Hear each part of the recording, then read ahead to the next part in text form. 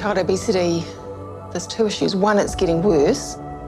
And then when we look at how many kids are overweight or obese, we're looking at probably almost a third of New Zealand kids are overweight or obese. So that's an awful lot of kids. We're seeing type 2 diabetes in 10-year-olds. The diseases that we normally see in middle-aged adults, we're seeing in young adolescents and children. I think globally and in New Zealand, child obesity is the worst it's ever been, and it's getting worse. And I guess the fear that we have as clinicians who look after children is that these are kids who are going to die before their parents do. They're going to die of those non-communicable diseases that we see in adults, and they're going to die in their 20s.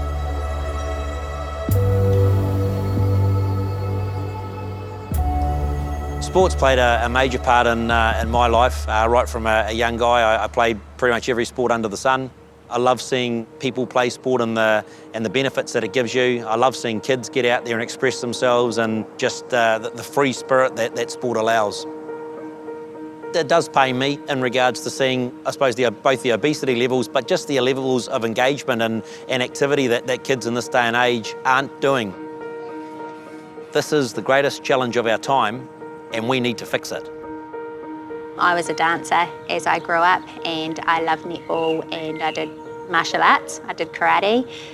Asia's father, very big in cricket, rugby, kickboxing. Both of our genes, I guess, have sort of moulded together and rubbed off on her, definitely. Her father and I decided to separate, and Asia and I moved to the South Island, and in doing so we left all of our family behind. It was a whole new environment, so she didn't really have a lot of trust in people, and I think once I got her into dancing and playing sport, it helped curb that, because she then built confidence around relationships and meeting new people and trying new things.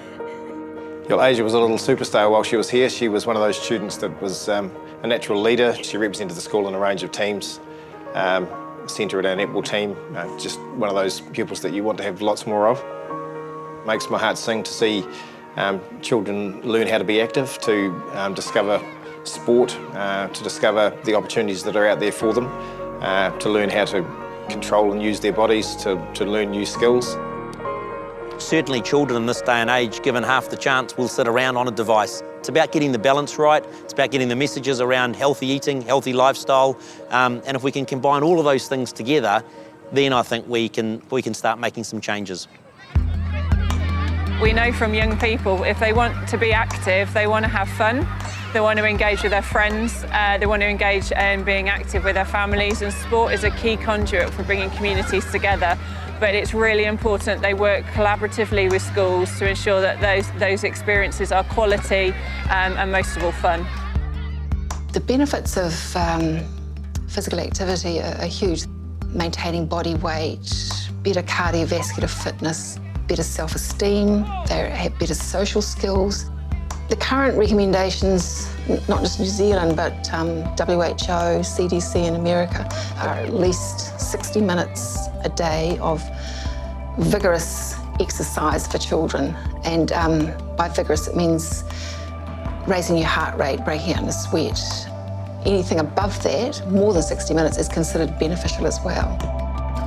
There is a wealth of evidence, particularly in New Zealand, that shows that children who are active at younger age are less likely to be obese, and 9 times out of 10 more likely to be active for the rest of their lives.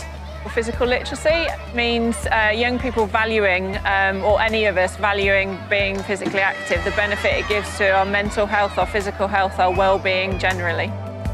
Our sort of tagline is giving kids a sporting chance, and we want everyone to be given that opportunity to play and love sport. And that is the motivation, passion of our entire team right throughout the country. All of our coaches, we all share that same common vision of getting more kids active and involved in sport and giving them that initial skill set and confidence. As the leading independent private provider of physical activity programs in New Zealand, we believe are very well positioned to go out there and do that.